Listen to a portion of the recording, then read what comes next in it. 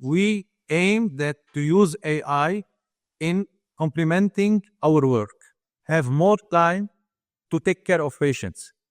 It will do the routine work. AI decision support tools we have now, the clinical decision support tools operated by AI, they can provide the healthcare workers with instant access to diagnostic recommendation, such as claim processing, billing, and patient data management. It will reduce the overhead. By this, when you are decreasing the cost, this will affect directly on the expenses on the patient.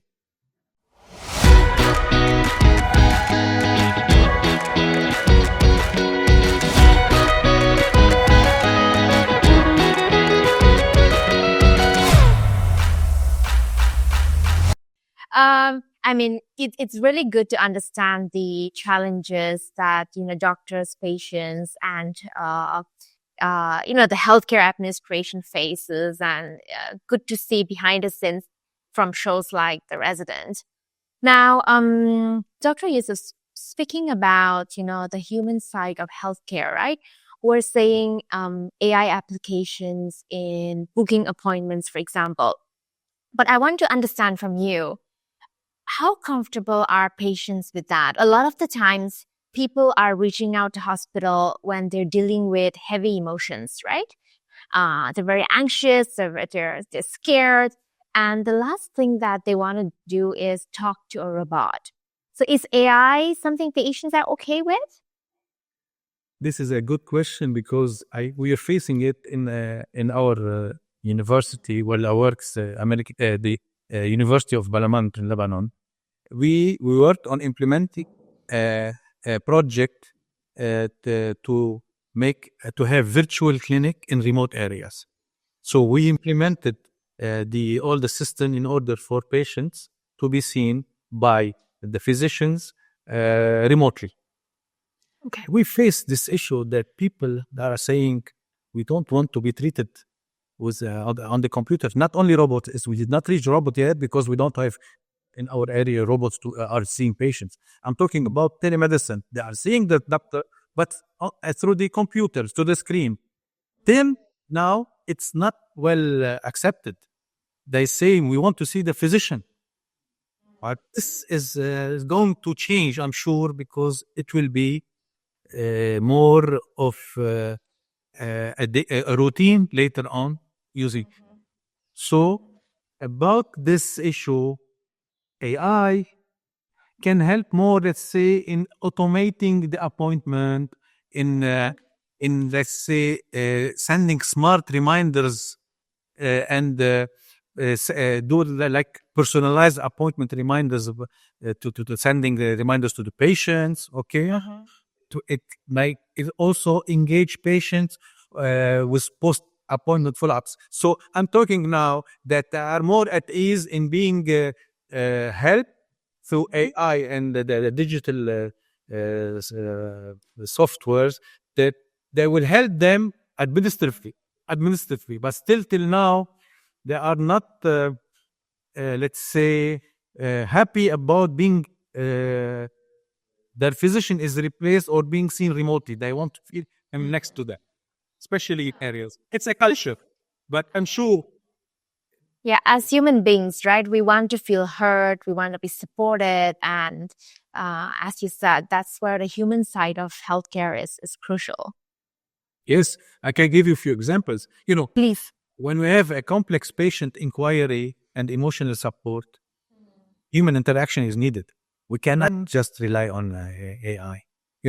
Patients often they have complex questions about their health, about the treatment option, about the procedures they need. So they will need reassurance and they need the empathy, which the AI cannot fully provide, at least now. This is what I'm telling you. For the time being, AI cannot do this. I don't know what will happen in the future. The human ability to interpret a non-verbal cues and respond to patients' emotional stress it's very crucial for building trust with the patient. Okay, I can tell you, there are some cancer about cancer diagnosis or discussions about severe illness, it will require sensitivity, and the human healthcare provider it can adapt to conversation to the patient's emotion needs, which is essential. Cannot ask a robot to go and tell the patient that he has a cancer and how to treat it, how to Absolutely. do it. Yeah. And it's very important as well, when we have, let's say, informed consent and medical decision making. So, let's say, discussing, let's say, risk, benefits, and treatment options. It requires clear and sensitive communication, and it is up.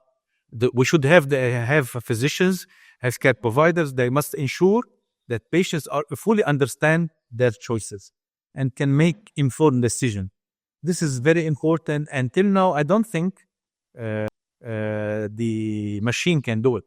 Let's say, okay. And when it comes to behavioral and mental health, Mm-hmm. I can tell you this. I can give you an example. It is very important that we still need, let's say, this emotional and mental health assessment that it require empathy. Should actively listen to listen to physician. But I can tell you that we found that with telemetry, with telemedicine, sometimes it's Okay. helpful to use it better than seeing the physician physically. Because, culturally, sometimes the patient will feel a bit embarrassed when having someone talking about mental health, about his problem, mental problem, whatever. The telemetry is breaking this glass. Okay. So they feel more at ease talking as if they are talking to themselves, even though they are seeing the physician through the screen. But this physical barrier that was present on physical presence, sometimes telemedicine is helping more. So there are pros and cons about this issue. But No, that's really very reassuring to hear, right? Just to hear the positive side of AI in patient interaction. Beautiful example, Dr. Youssef. so it's very important as well when we handle errors and patient complaints. And we always say now, if a robot is doing a surgery on a Mm-hmm. patient and something happened, who will be accountable? Who will be responsible? And we sue the machine, the company providing the machine, or the physician, or the hospital. Still now, this lot needs lot of regulations about this, and this is why handling errors and patient complaints, which should be done now by the physician, by the healthcare provider, because one mistake happen, patient they often need personalized, empathetic responses and transparent communication, and this cannot be done through the machine. And these are crucial for resolving issues and restoring trust. Okay, these are the things that we talk about, and still we go back again.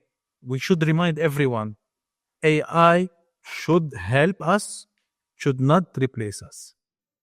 Very true.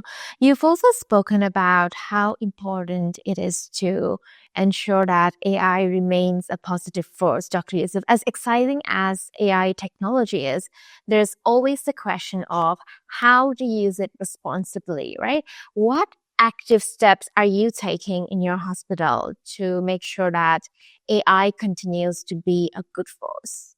There is now an alliance worldwide about AI talking. We need to have a safe and responsible AI. In order to have this safe and responsible AI, how to use it, should be a lot of regulations. Initially, was started by HIPAA, GDPR. This was when we started this electronic medical record in order to protect patient information, in order to make sure that there is confidentiality and about the information and the uh, the ads and everything diagnosis. It will not be spread, or it's all limited to the patient, and it's the right of the patient to keep his information to himself. Now, in all countries, all the systems that are HIPAA or GDPR compliant, which is good.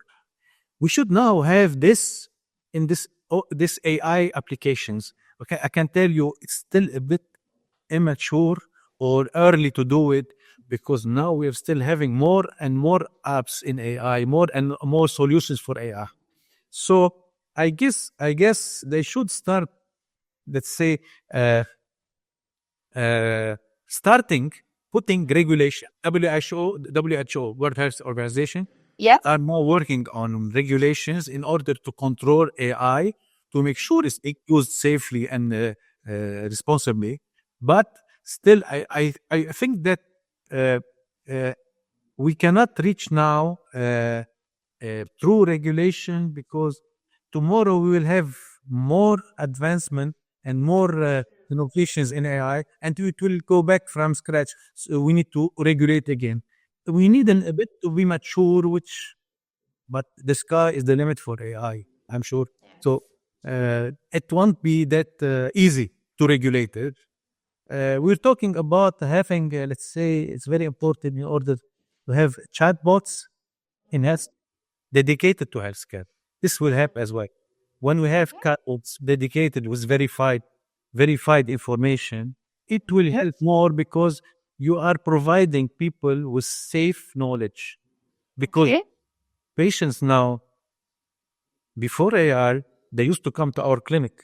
They used to come, prepare, they do a Google search, and they come with the diagnosis.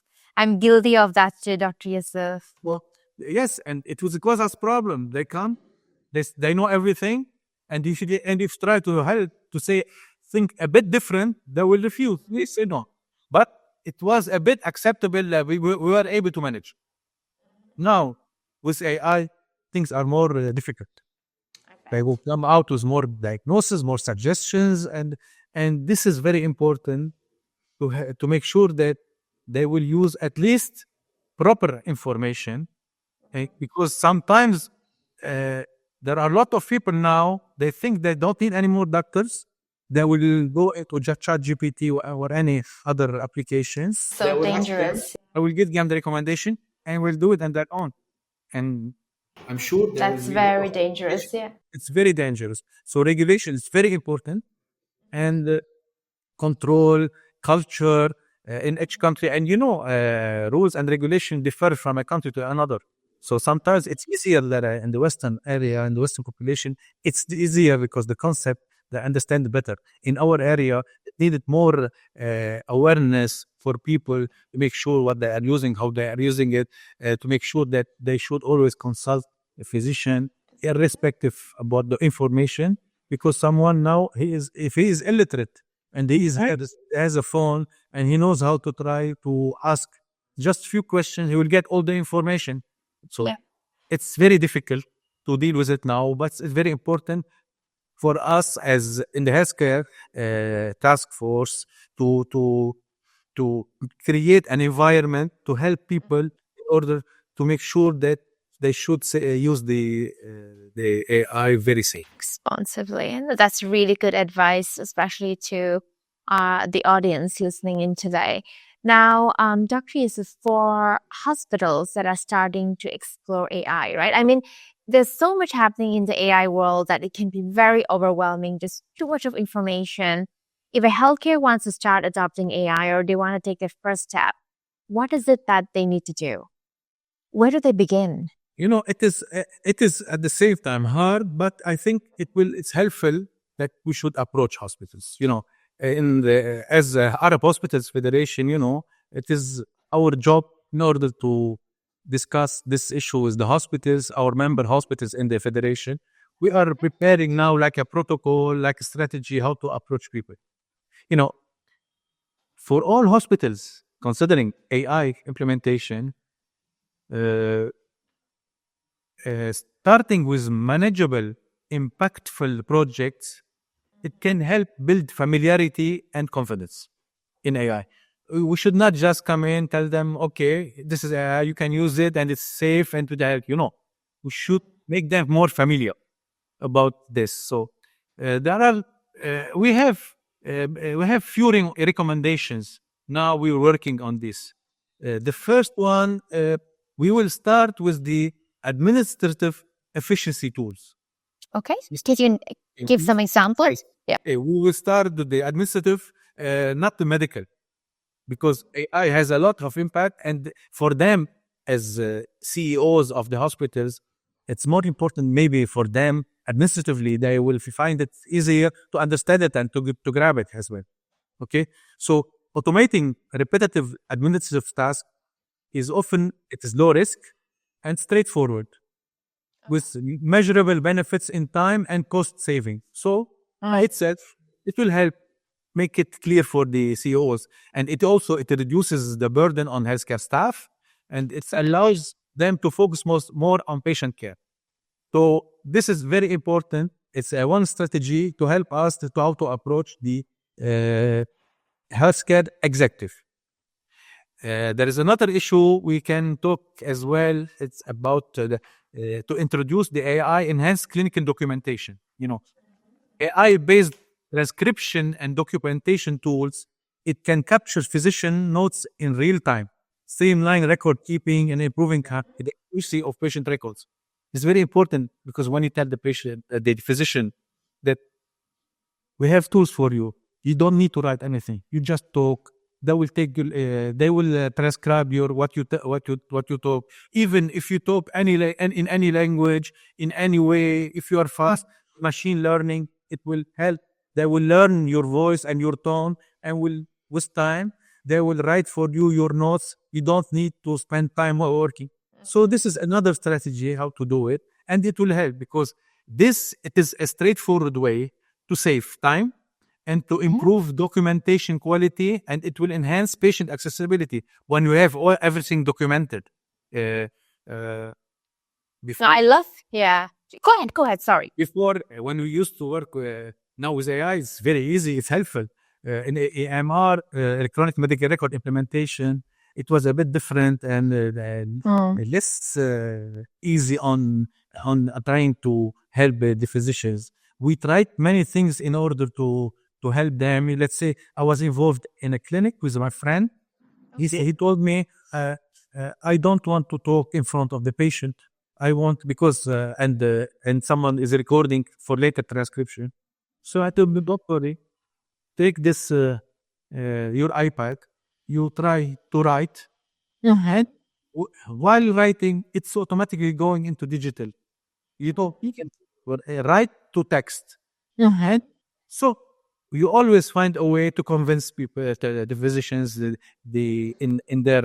in trying to use digital option, and now AI because by far it's helping now.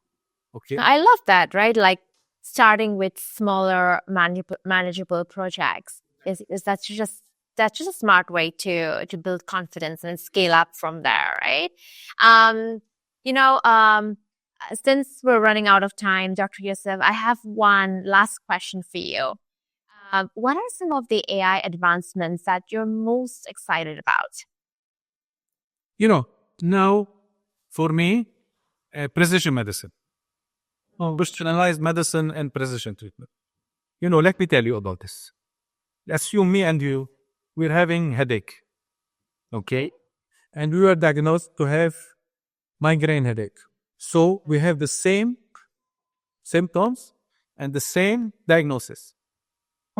Now, treatment will be not be the same, because now we are working. We are not working the system. Now it is now directed toward personalized treatment. So we are not treating the diagnosis. We are treating the person. Okay. So precision medicine, it is like we are able to analyze massive data set and genomic information that enable highly personalized treatment tailored to individual patients' genetic profile and health history. So it depends on his genetic mapping, on his mental health, and on his lifestyle. So we are the AI now will collect all this data and come out with his treatment. It's like they used to do work before on targeted treatment in cancer patient. Okay. Now it's targeted treatment not only in cancer patient, it's targeted treatment on everyone. there are now I'm working with friends as well. They are developing a kind of like say people with hypertension.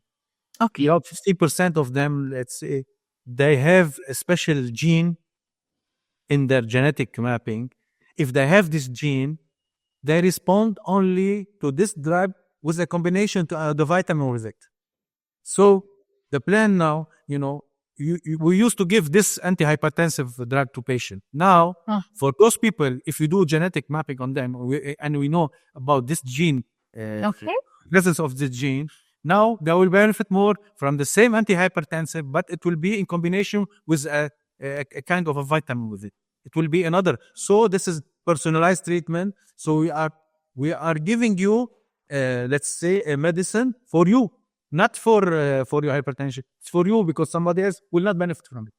This is very important, and I'm sure this is the one of the positive uh, outcome of AI, and it promises more effective treatment with fewer side effects, especially in complex cases like cancer. Okay, so this is one thing about it, about what's going on. There's something else in what is going to happen in the future. You know, the predictive analytic effect of the AI. With AI, they are collecting a lot of data and we're having prediction about what will happen. You know, so now we are working on a proactive health management.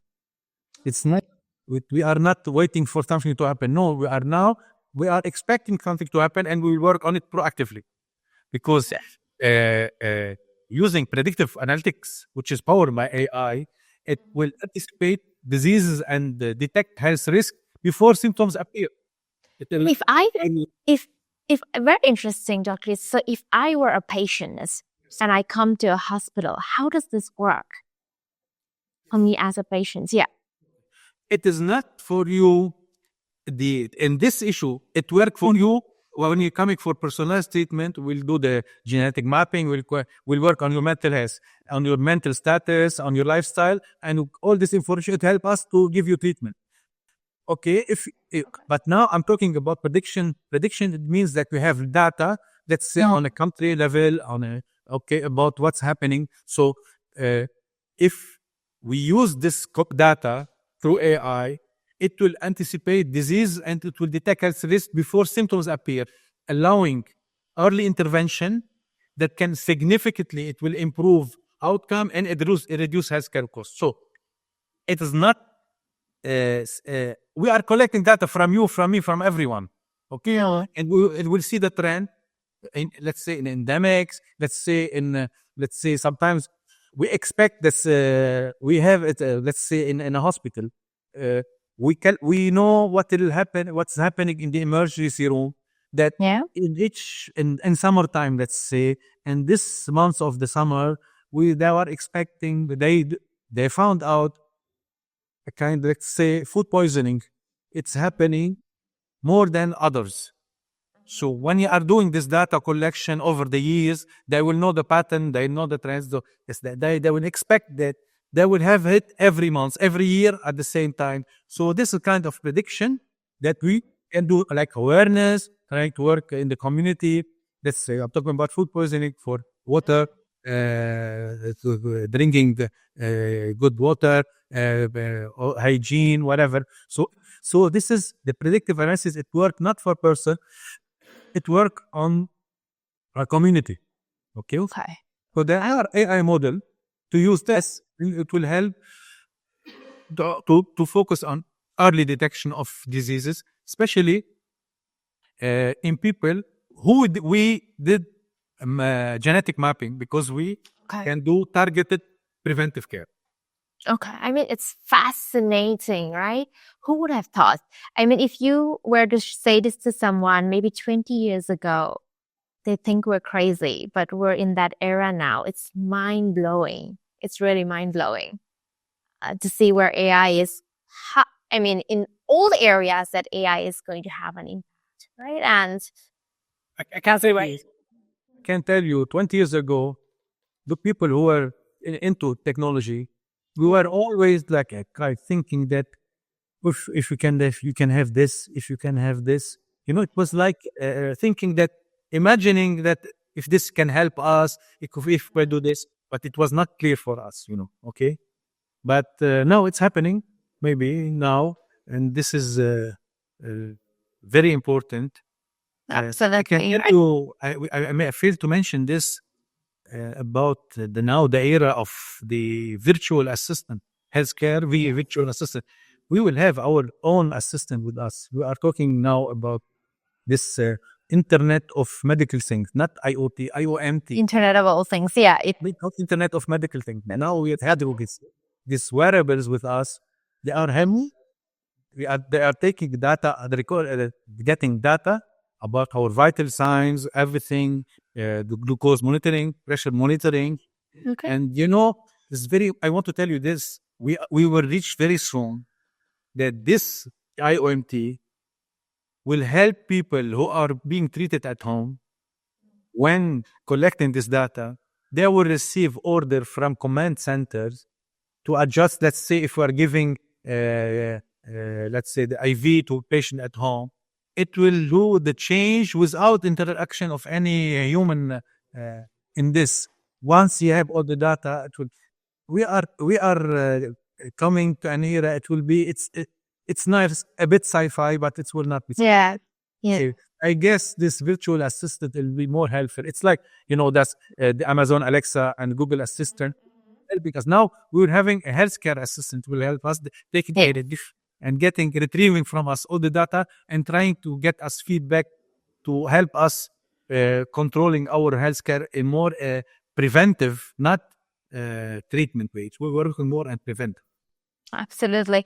Dr. Youssef, it's so much of insight-packed information coming from you. And I feel like we could talk about this for hours. There's just so much to explore in AI and healthcare, right? But I think we'll have to save that for another episode. Any last words for our audience today, Dr. Youssef? Always when I talk about AI in healthcare, I always say, please, AI is a very good tool. We should benefit. And we always say AI is not smarter than us. The one who are using AI, they are smarter than us. So we should all use AI. We should benefit from the advantages and all the positive way that the AI is helping us. But we should make sure that we are using it safely and responsibly. And we should make sure that as to help our community to use it. We hope that it will not replace us. For us, for the time being, we consider it as complementary, and it is a good assistant for us. We hope in the future, the decision makers worldwide will work on proper regulation in order for AI not to replace us, but it will keep on being our companion, a safe companion, and a safe and a helpful companion as well. And I thank you very much for this podcast. Oh, that's such a good takeaway message. Thank you, Dr. Youssef, for being here. I'm already looking forward to our next conversation. And for everyone listening in, if you're curious about, whether your organization is ready for or not, Random Walk has this 15 minutes assessment that you can take, which will pinpoint exactly where you stand on the AI readiness scale. And just check out our website. And that's it for today's episode of Random Talk. Thanks again, Dr. Youssef. And to our audience, don't forget, vote for your favorite TV show in our comments. Comment, subscribe, like, and share. Take care, and we'll catch you in the next episode. Thank you very much. Thank you.